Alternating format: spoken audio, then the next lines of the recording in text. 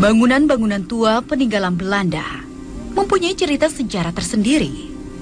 Tak terkecuali di bekas bangunan pabrik belerang di Desa Wanajaya, Kecamatan Wanaraja, Garut, Jawa Barat. Bangunan ini dibangun oleh Belanda pada tahun 1900 dan digunakan untuk mengolah endapan belerang dari Gunung Tangkuban Perahu, Kawah Putih, dan juga Gunung Talaga Bodas. Sejak dahulu, pabrik ini sudah menjadi incaran dari berbagai kalangan untuk dapat menguasai pabrik secara utuh. Selain karena asetnya yang luar biasa, pabrik ini juga merupakan salah satu pabrik terbesar di zamannya.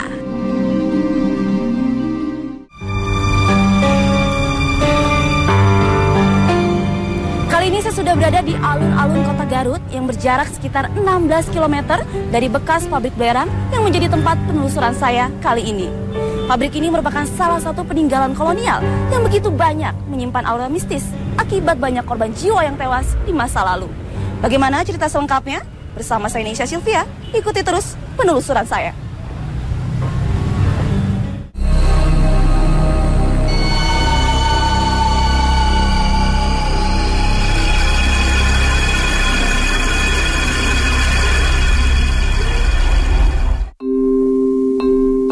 Pabrik belerang tua ini sudah tak lagi aktif sejak 6 tahun yang lalu. Kondisinya yang tak terawat membuat tempat ini terlihat semakin angker. Saat pabrik ini masih beroperasi, gangguan gaib kerap terjadi di tempat ini. Banyak dari karyawan pabrik yang tidak kerasan karena mengalami banyak gangguan. Selain gangguan, mitos pun juga tersebar di telinga warga. Salah satunya adalah adanya harta karun yang terpendam di bekas pabrik ini.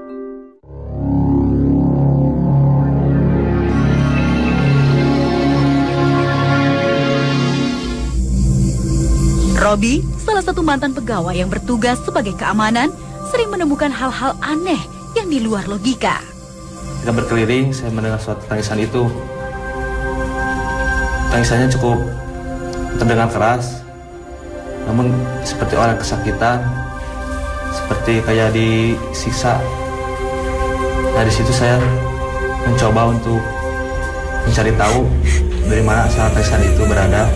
Setelah itu saya melihat di sebelah gedung yang cerobong itu. Assalamualaikum. Maaf, saya tidak bermaksud mengganggu. Saya cuma melaksanakan tugas saja. Saya di situ kembali lagi kepada Yang Maha Kuasa.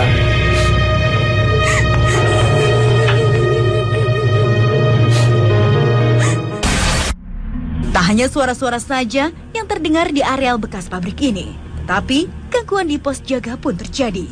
Waktu saya tidur sekitar jam 11:30, saya tidur sama teman berdua sekamar. Yang teman saya yang tidur menengok ke sebelah kiri, kalau saya melihat ke atas. Dari situ saya merasakan seperti ada pelayan usapan rambut pada rambut saya, usapan tangan. Kirain saya itu teman saya. Pas saya lihat, teman saya lagi pulas tertidur.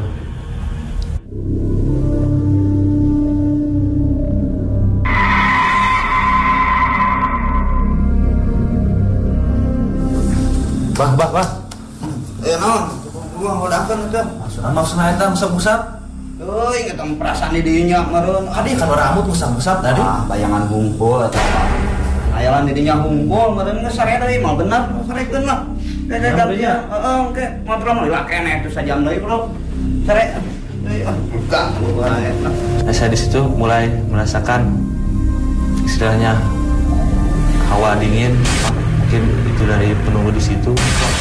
Saat melaksanakan tugasnya untuk berkeliling, Robi kerap kali mengalami hal-hal gaib seperti ada yang meniup di bagian telinganya. Tiupan,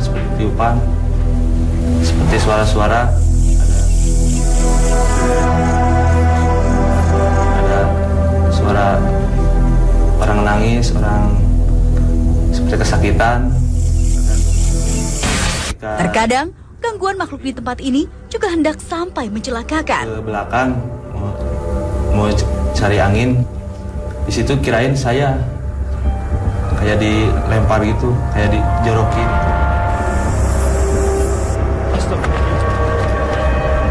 Dia melihat kanan kiri, ternyata nggak ada siapa-siapa di situ. Cuma dia merasakan ketakutan juga. Kini saya penasaran terhadap sejarah dari bangunan ini. Apakah ada kaitannya dengan gangguan-gangguan gaib saat ini dengan kejadian masa silam? Saya pun menemui salah seorang mantan pengurus di pabrik ini, yaitu Pak Mulyanto. Pak Mulyanto, kan Bapak ini sebagai pengurus dari bangunan pabrik Belerang ini ya Pak ya? Kalau boleh saya tahu cerita di balik atau sejarah berdirinya bangunan ini bagaimana Pak? Pabrik ini didirikan oleh pemerintah Belanda pada tahun 1900, berproduksi di bidang suapur, yaitu serpuk belerang, sampai 1943 terjadi perebutan antara pemerintah Belanda dengan Jepang. Di situ banyak yang korban akibat perebutan kekuasaan. Jepang ingin menguasai pabrik ini. Berhubung 1945 merdeka, tanah ini, pabrik ini terlantar, langsung dikuasai oleh pemerintah daerah, yaitu Provinsi Jawa Barat. Berhubung masih menyimpan sisa-sisa produksi yang nilainya cukup tinggi, yang akhirnya dikelola kembali sampai tahun 1965 terjadi lagi pertikaian G30 SPKI yang akhirnya seperti bangunan-bangunan ini rusak. Itu dirusak karena dirusak. G30 SPKI. Iya. Setelah mendapat informasi, saya mencoba ingin melakukan pendeteksian dan juga berinteraksi dengan makhluk yang ada di tempat ini. Bagaimana cerita selanjutnya? Tetap di Dua Dunia. Mendengar ragam gangguan gaib di bekas pabrik belerang ini membuat saya merasa tertantang untuk membuktikan keberadaan makhluk lain di tempat ini.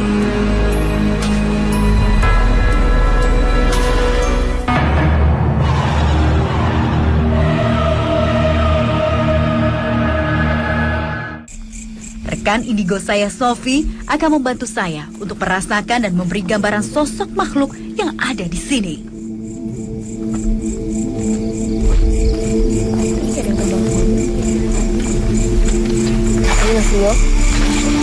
Untuk dapat memvisualisasikannya, saya ditemani Rio, seseorang yang ahli di bidang sketsa. Tadi sih dia itu yang di pintu yang itu ya. Yang tadi ada kayak gitu ya.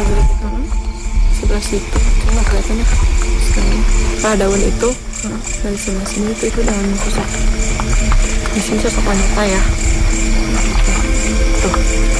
Lagi ngeliat itu ya? Iya. Jadi posisinya lagi ngeliat ke kita, cuman mukanya aja sebelah gitu sih ngeliatin ke kita terus. Oh iya, kayak agak tua ya? Fokusin. Iya, agak tua. Fokus terus. Nah itu. Iya. Rambutnya putih terus. Dia kayak lagi ngeliat kesini sih. Iya, jadi cuman ngebalik doang, minggir tapi ngebalik. Bisa dulu mas. Tingginya hampir sama kayak kita gitu, hampir sama kayak aku. Tapi agak lebih dari sedikit. Terus nah dia mulai jalan. Jalan. Aku nggak tahu sih di bawahnya pakai apa, cuman kayak pakai apa sih, baju kayak bus gini, cuman kayak agak gombrong gitu. Gombrong. Ke bawahnya itu dia pakai kayak samping gitu. Matanya coba lihat tuh. Sudah dia bawa apa? Kelihatan nggak? Nggak ngeliat bawahnya. Di bawahnya sebelah kanan.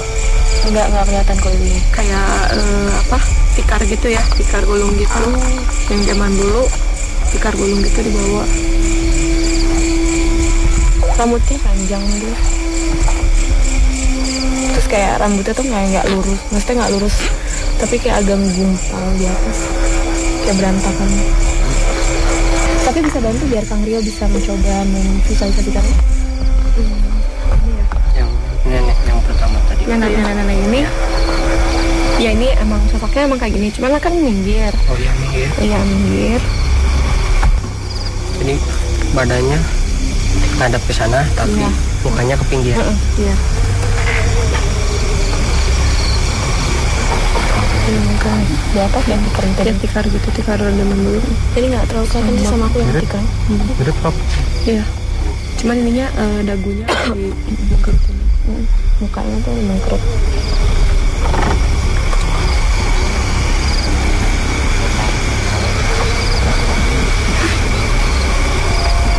Tapi kita mungkin akan coba lagi ya untuk berinteraksi atau bisa melihat makhluk-makhluk yang ada di sini. Iya, di sebelah mana Sof?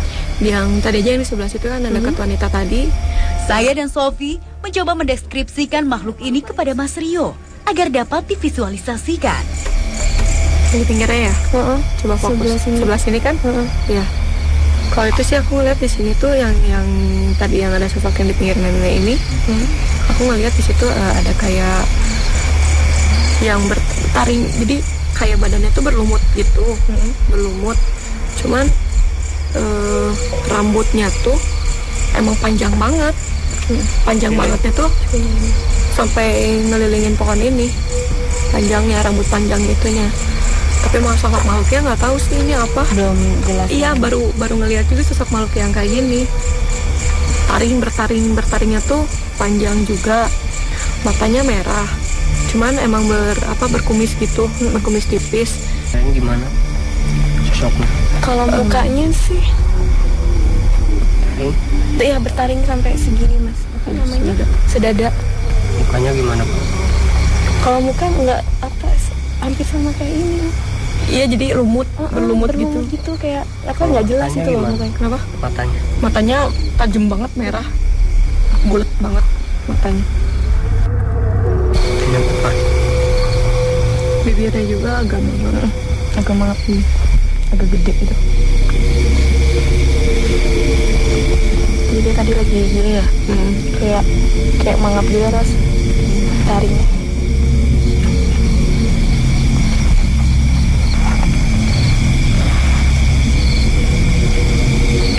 Terus gimana? Ini abis ini kayak baik enak gitu ya. Kayak itu baik. Itu ditolak kaki. Jangan sampai berantem. Nah Sofi, Kang Rio ini tadi hasil visualisasi dari apa yang kita coba lihat dan memang kurang lebih sih seperti ini ya, dari postur tubuhnya juga. Ini masuk kategori jin atau gimana sih? Iya, lebih ke siluman. Iya. Baik Sofi, terima kasih sudah membantu saya untuk mendeteksi dan merasakan aura yang ada di sini, dan Kang Rio terima kasih juga sudah membantu memvisualisasikan makhluk-makhluk yang di sini. Sekarang kita coba keluar.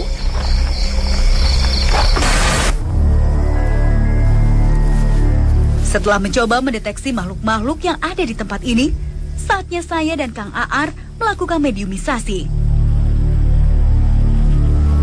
Banyak informasi yang ingin saya dapatkan dari tempat ini.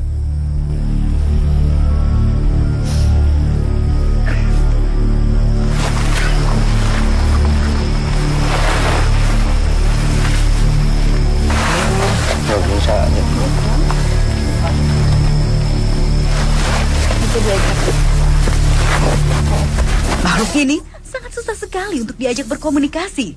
Ia tampak begitu liar.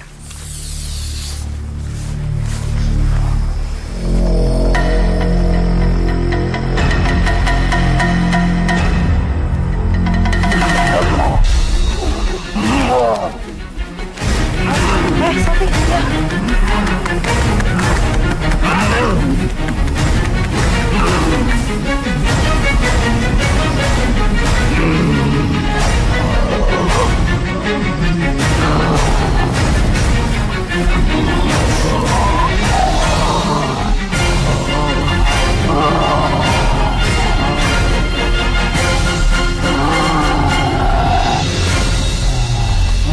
mengganggu tempat lain.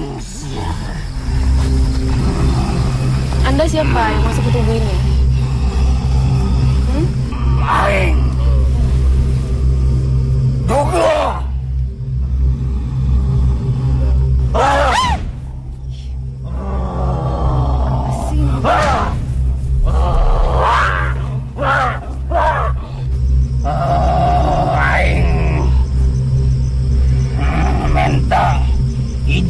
bangsa sia. Nggak bisa gitulah. Aing rek nurut ka sia. Didanget ayeuna nepi. Cok kira nanya tuh bisa meli informasi anjeun keluar.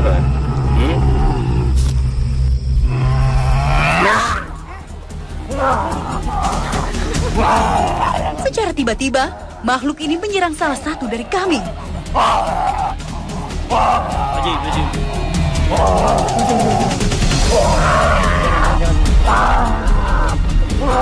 Tadi ketika saya nanya dengan cara apa makhluk ini memangsa korban, lalu makhluk ini menyerang salah satu dari tim dunia sendiri. Takut membahayakan, akhirnya makhluk ini disadarkan Kang Aar. Karena masih kurangnya informasi yang kami dapatkan, mediumisasi berlanjut lagi.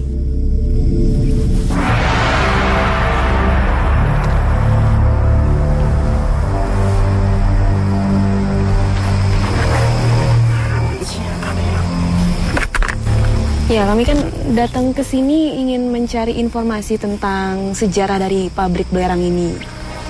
Anda tahu? Ya, tapi sebelumnya saya ingin tahu nih sosok Anda ini seperti apa? Perempuan seperti itu? Iya. Punya nama? Anda penunggu dari yang sebelah mana? Perlahan, makhluk ini mau bercerita kepada kami. Dari pabrik ini dibangun atau bagaimana? Lalu katanya di tempat pabrik ini dulunya sering terjadi gangguan aktivitas dari makhluk-makhluk sebangsanda. Benar? Yang kakak aing sih. Udah merasa aing. Saya kaget, bukan takut. Dulu katanya di sini juga ada semacam pertikaian. Itu ceritanya bagaimana sih? Memang benar atau gimana? Kenapa bisa terjadi hal seperti itu? Dalam manusia serakah. Serakah gimana maksudnya? Hayang.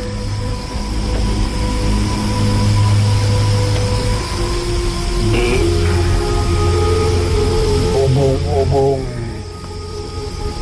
hayang boga kekawasan. Itu yang bertikai antar mana? Tilo. Apa tuh? Bangsa. Maneh. Anu dianiaya.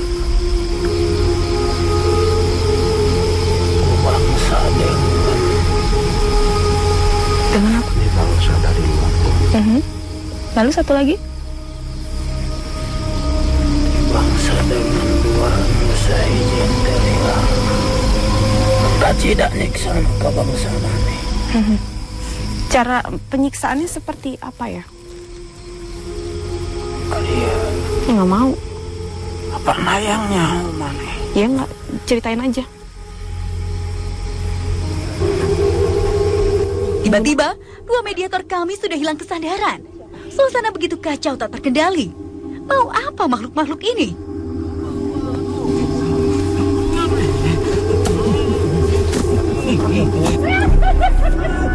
Dapatkah Kang Aar menenangkan makhluk-makhluk ini? Jangan kemana-mana, tetap di Dua Dunia.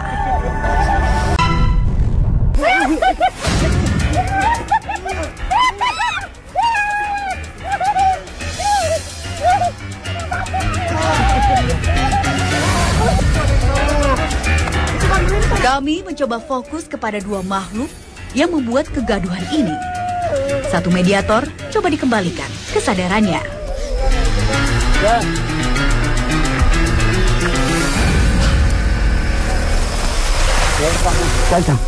Iya. Mau. Kedua makhluk ini terlihat seperti sedang memperagakan tindak penganiayaan. Ada apa sebenarnya ini?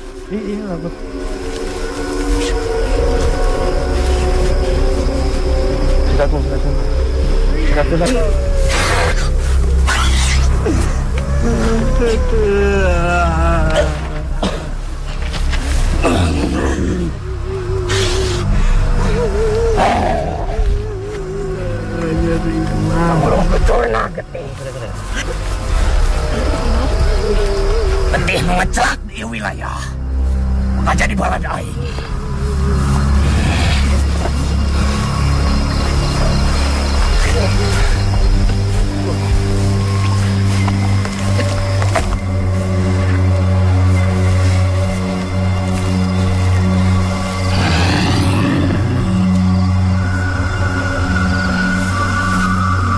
Setelah kami mendapatkan informasi, kedua mediator ini dikembalikan kesadarannya oleh Kang Aar.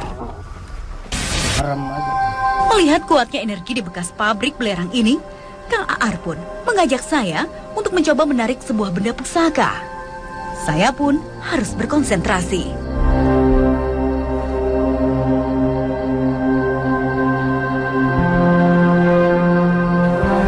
Tiba-tiba, ada satu mediator yang begitu tak terkendali. Ia langsung masuk ke dalam kolam kecil di depan saya. Dia ingin sama kamu itu, ambil. Ambil. Enggak, ambil aja. Ambil. Cepat, Paji. Paji, cepat dulu. Ini kan dekat. Awas, Paji, awas. Nah, saya disangka, enggak apa-apa. Enggak apa-apa. Yang di ini apa? Iya, ambil aja. Awas, tong ya, terus. Enggak, antap. Lihat. Nesa, binti siapa Nesa? Bapak. Kita sambil.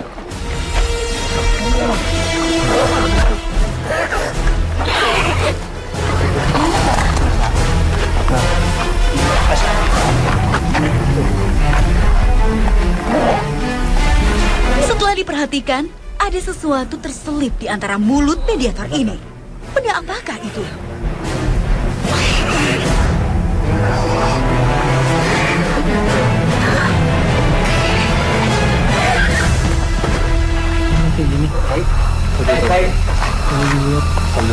Bah, cari bah.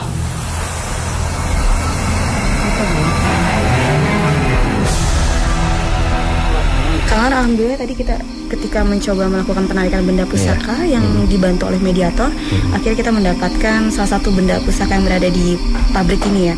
Ini sebenarnya benda apa sih, Kang? Ini memang kalau sepintas saya lihat seperti taring gitu, iya, seperti kayak gigi taring. Gitu. Tapi Ya, ini memang milik siapa, Kang? ya itu wallahu alam gitu ya. Yang mana memang tadi kita coba mediasi di sini dan Mbak Nesa pun juga yang melakukannya sebagaimana tadi arah-arah petunjuk yang didapat sama Nesa sendiri itu. Dengan terus kita pembelajaran ke fokus gitu kan itu atau ke tingkat keusuhan, insya Allah nanti kita bisa dibukakan pintu daripada tabir kegaiban, insya Allah gitu. Ini mau dicoba dibalikan lagi atau gimana? Ya silakan, mau dibalikan balikan lagi. Gimana? Nggak apa-apa, coba aja. Ini habis ini ya baik pakai itu ya. Pakai itu baik. Itu ditolak kaki. Jangan sempron.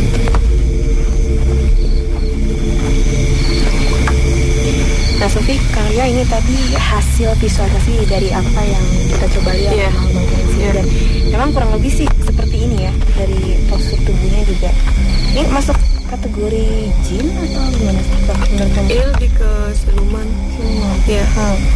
Baik Sofi, terima kasih sudah membantu saya untuk mendeteksi dan merasakan aura yang ada di sini, dan Kang Ria terima kasih juga sudah membantu memvisualisasikan makhluk-makhluk yang di sini. Sekarang kita coba keluar.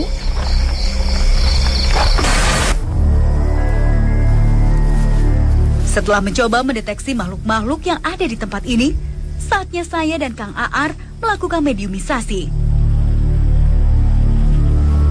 Banyak informasi yang ingin saya dapatkan dari tempat ini.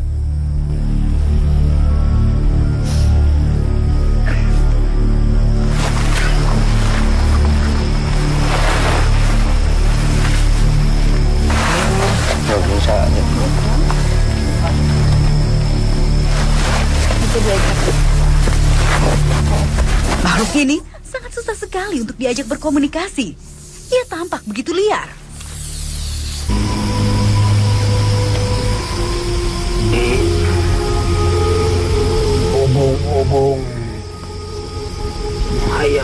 kekawasan.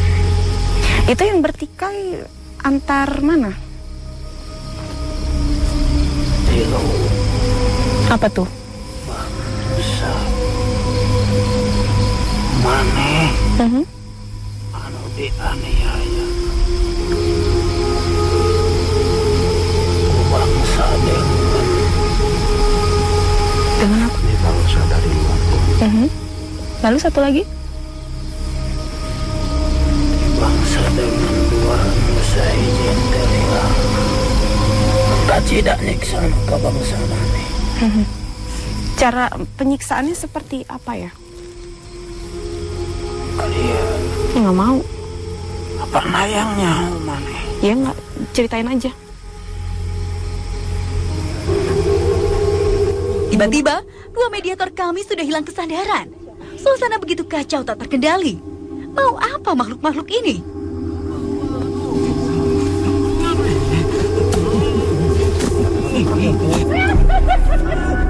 Dapatkah Kang Aar menenangkan makhluk-makhluk ini? Jangan kemana-mana, tetap di Dua Dunia. Dengan kejadian masa silam. Saya pun menemui salah seorang mantan pengurus di pabrik ini, yaitu Pak Mulyanto. Pak Mulyanto, kan Bapak ini sebagai pengurus dari bangunan pabrik Belerang ini ya Pak ya? Kalau boleh saya tahu cerita di balik atau sejarah berdirinya bangunan ini bagaimana Pak? Pabrik ini didirikan oleh pemerintah Belanda pada tahun 1900, berproduksi di bidang suapur, yaitu serpuk belerang, sampai 1943 terjadi perebutan antara pemerintah Belanda dengan Jepang. Di situ banyak yang korban akibat perebutan kekuasaan. Jepang ingin menguasai pabrik ini.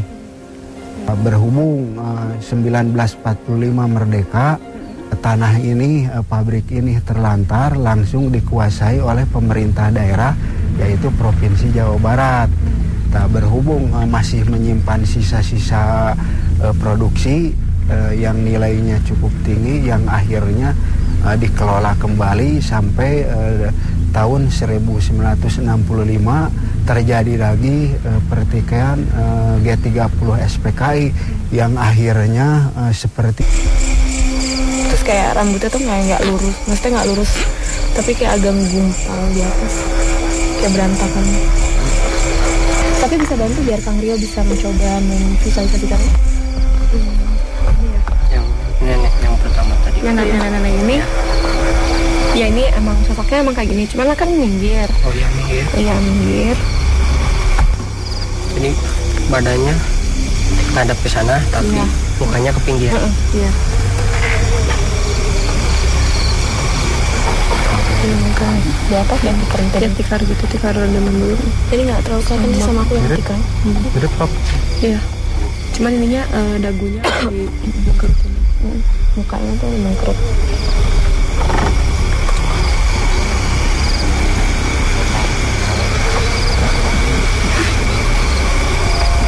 Tapi kita mungkin akan coba lagi ya untuk berinteraksi atau bisa melihat makhluk-makhluk yang ada di sini. Iya, di sebelah mana Sof? Yang tadi aja yang di sebelah situ kan ada dekat wanita tadi. Saya dan Sofi mencoba mendeskripsikan makhluk ini kepada Mas Rio agar dapat divisualisasikan. Di pinggirnya ya? Coba fokus. Sebelah sini kan? Iya. Kalau itu sih aku ngeliat di sini tuh yang tadi yang ada sosok yang di pinggir nenek ini. Aku ngeliat di situ ada kayak yang bertaring, jadi kayak badannya tuh berlumut gitu.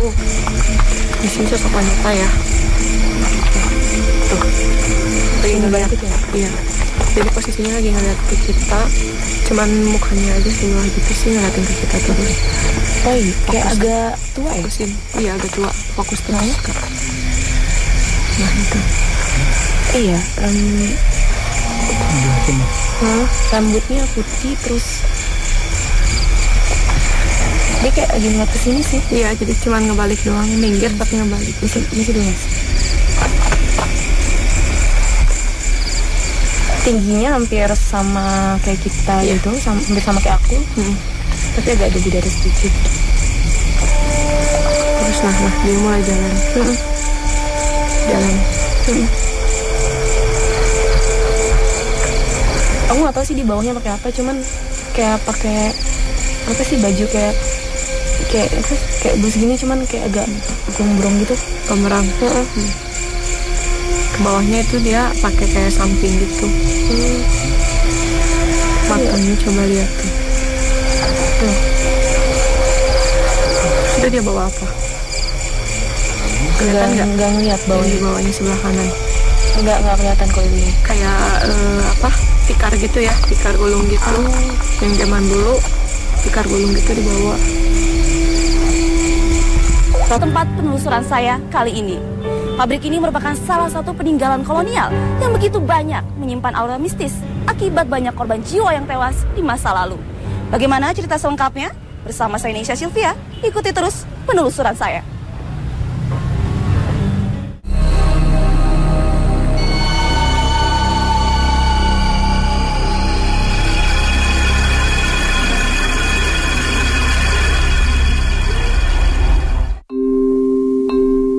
Pabrik belerang tua ini sudah tak lagi aktif sejak 6 tahun yang lalu. Kondisinya yang tak terawat membuat tempat ini terlihat semakin angker. Saat pabrik ini masih beroperasi, gangguan gaib kerap terjadi di tempat ini. Banyak dari karyawan pabrik yang tidak kerasan karena mengalami banyak gangguan. Selain gangguan, mitos pun juga tersebar di telinga warga. Salah satunya adalah adanya harta karun yang terpendam di bekas pabrik ini.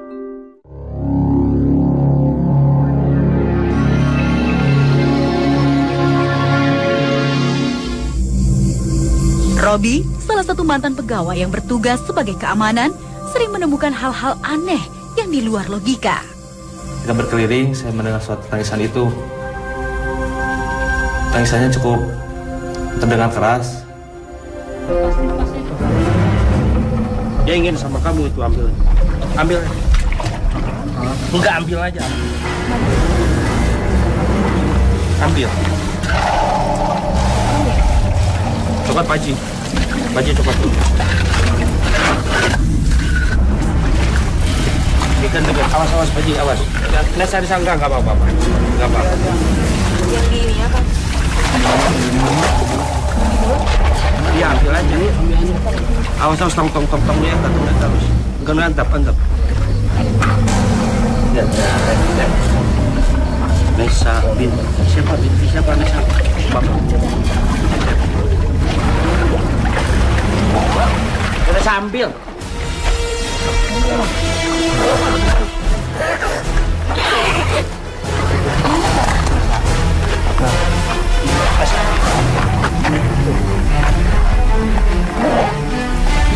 Setelah diperhatikan, ada sesuatu terselip di antara mulut mediator ini. Benda apakah itu?